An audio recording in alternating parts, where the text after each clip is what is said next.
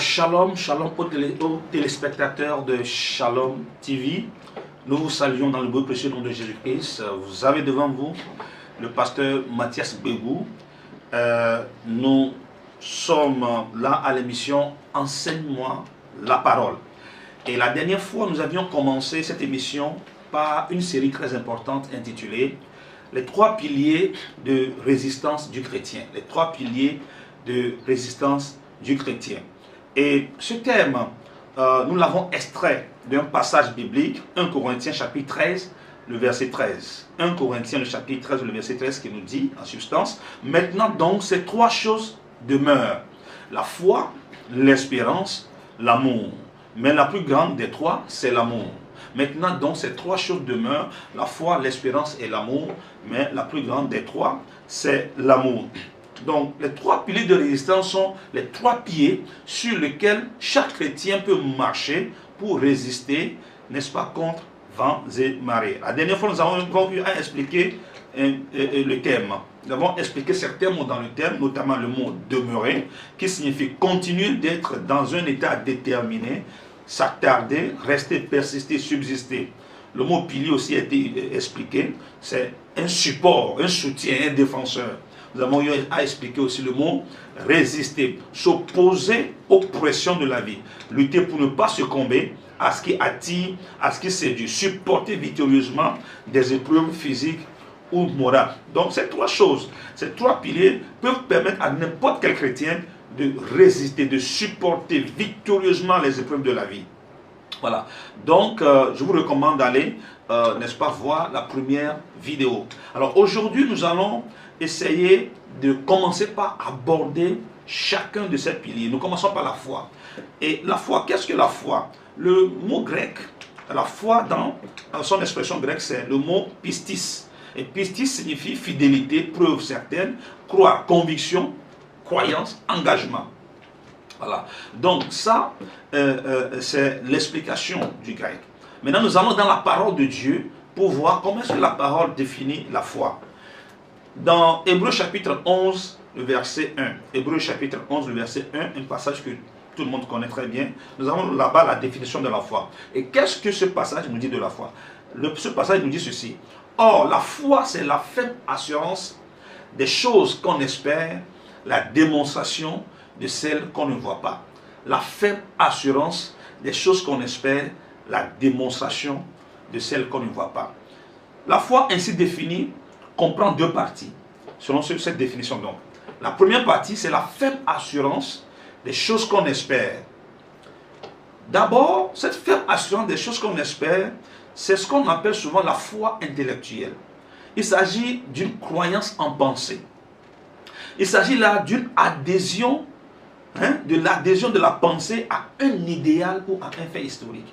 C'est-à-dire quoi? C'est-à-dire que on t'a raconté un fait, on t'a raconté une histoire, on t'a raconté quelque chose et tu as accepté la chose là, tu crois que ce qu'on t'a dit c'est vrai, tu l'acceptes. C'est la croyance. On n'appelle pas ça la foi en tant que tel, c'est juste la croyance. Parce que ça se limite en pensée. C'est un exercice intellectuel qui n'implique pas nécessairement toute la personnalité entière. Donc c'est ça la première définition. La ferme assurance des choses qu'on espère. Donc c'est juste dans ta tête, tu espères, tu crois en la chose, tu ne la rejettes pas, tu acceptes, tu as un idéal que tu crois atteindre, que tu espères atteindre. C'est juste l'étape de croyance.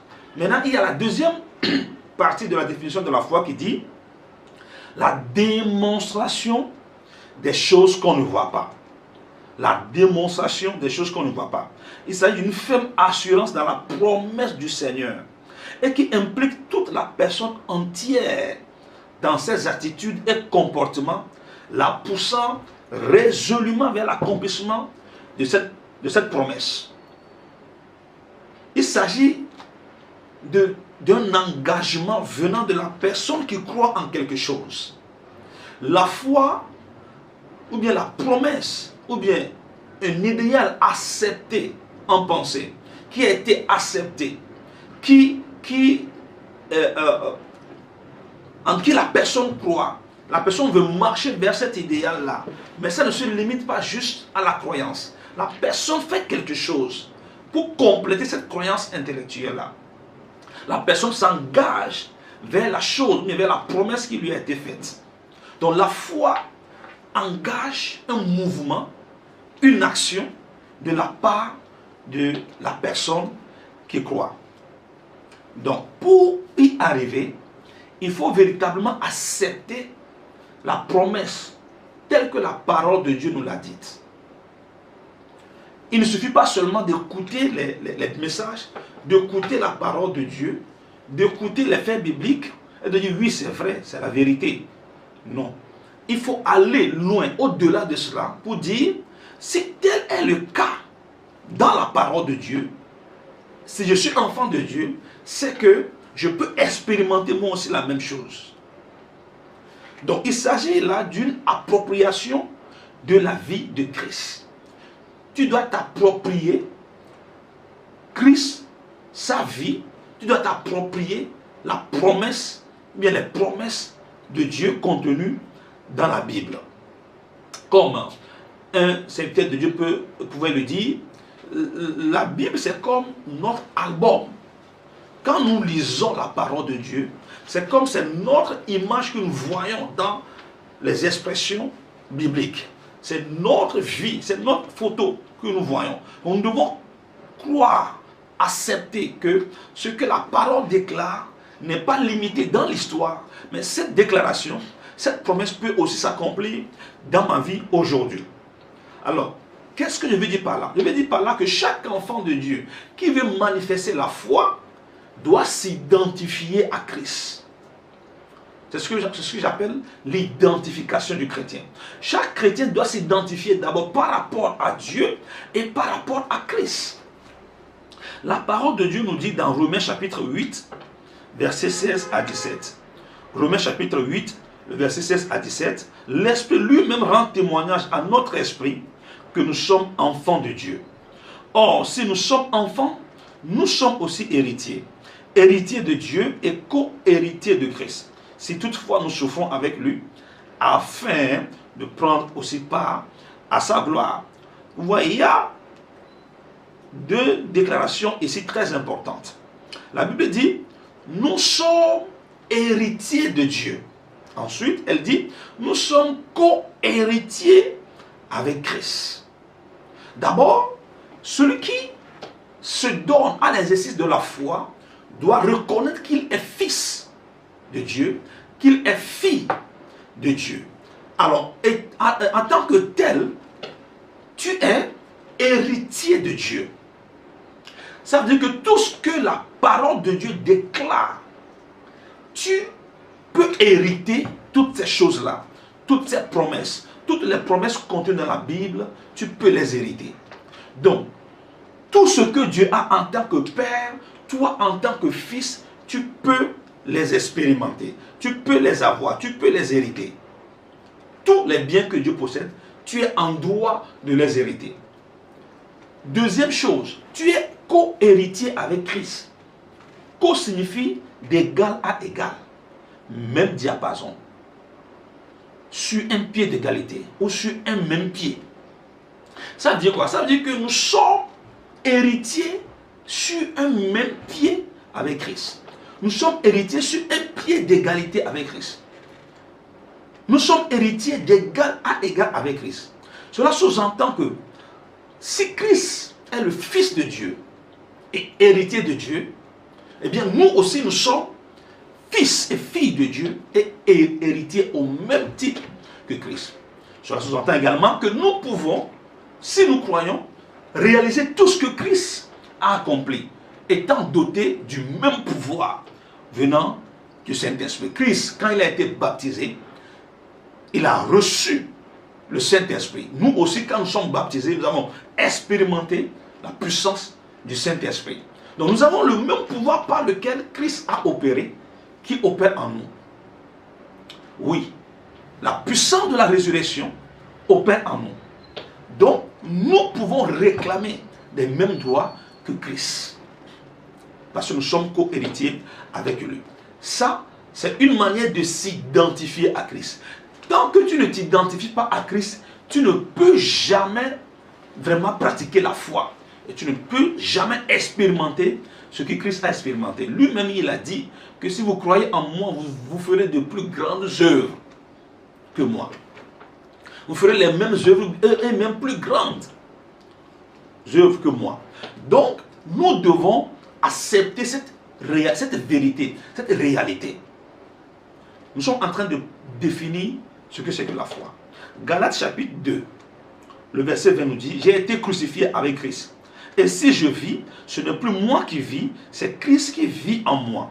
Si je vis maintenant dans la chair, je vis dans la foi au Fils de Dieu qui m'a aimé et qui s'est livré lui-même pour moi. » Il y a une puissante identification de Paul à Christ en celui. Il dit, quand Christ se faisait crucifier, c'est moi qui me faisais crucifier. Il s'identifiait à Christ dans sa mort. Il s'identifiait à Christ dans sa résurrection. L'identification d'un enfant de Dieu à Christ est très importante. Aussi longtemps que tu ne vas pas t'identifier à Christ, tu ne peux jamais expérimenter véritablement les promesses de Dieu. Paul et Pierre pouvaient dire à Christ, si c'est toi, alors permets-moi de venir. Il s'est identifié à lui. Si c'est toi qui as pu faire ça, moi croyant en toi, je crois que moi aussi je peux le faire. C'est ça la foi. C'est ça, la foi se démontre. La foi provoque un mouvement. La foi provoque un agissement. La foi ne se limite pas en une acceptation intellectuelle d'une vérité. Ça dépasse l'acceptation intellectuelle de la vérité et cela commence par affecter l'être dans son ensemble. C'est-à-dire, ça affecte l'esprit, ça affecte l'âme, ça affecte le corps. Quand tu crois en une vérité, la démonstration, si tu veux démontrer ce que tu ne vois pas, mais tu crois en cela, et cette démonstration doit mettre en mouvement ton esprit, doit mettre en mouvement ton âme, doit mettre en mouvement ton corps. C'est ça la démonstration des choses qu'on ne voit pas. Lorsque cette femme-là qui est atteinte d'une maladie de perte de sang durant 12 ans, la Bible dit qu'elle a entendu parler de Jésus-Christ, que Jésus-Christ peut la guérir. Elle a cru en cela. Mais ça ne se limitait pas dans cette croyance intellectuelle. Elle a cherché à aller au-delà de cela. Alors, qu'est-ce qu'il a fait? Elle a dit, ah, il faut que je me lève, il faut que je m'avance, que j'aille vers la personne qui peut me guérir. Elle pouvait croire que oui, Christ guérit, oui, mais je ne crois pas que cette guérison peut s'opérer dans ma vie aussi. Vous voyez, beaucoup de chrétiens écoutent la parole de Dieu, ils ne la rejettent pas. Beaucoup de chrétiens entendent parler des miracles de Christ, ils ne la rejettent pas, ils l'acceptent. Ils croient que c'est la vérité. Christ a vécu, il a fait tel, il a fait ceci, il a fait cela. Mais dépasser cette étape-là pour croire que, étant enfant de Dieu, la même chose que Christ a expérimenté, je peux l'expérimenter. C'est là où beaucoup d'enfants de Dieu se bloquent. Donc cette femme-là s'est levée. Donc il a mis en mouvement son esprit, son âme, son corps. La foi doit affecter l'esprit, la foi doit affecter l'âme, la foi doit affecter le corps. La foi doit mettre en branle toutes ces trois entités qui nous composent. C'est ça qui nous pousse résolument vers l'accomplissement, bien la réalisation de ce que nous demandons. C'est ça la démonstration des choses qu'on ne voit pas. Et nous allons continuer après pour donner encore beaucoup plus de détails par rapport à ce que c'est que la foi. Donc aujourd'hui, nous sommes employés, n'est-ce pas, à définir seulement ce que c'est que la foi, mais nous allons parler dans une prochaine vidéo de l'origine de la foi. Et je te prie d'être toujours avec nous parce que ce sera un voyage très passionnant. Que le Seigneur te bénisse et je prie que la foi soit relâchée en toi par la puissance du Saint-Esprit et que dès maintenant tu commences par l'expérimenter au nom tout puissant de Jésus. Shalom.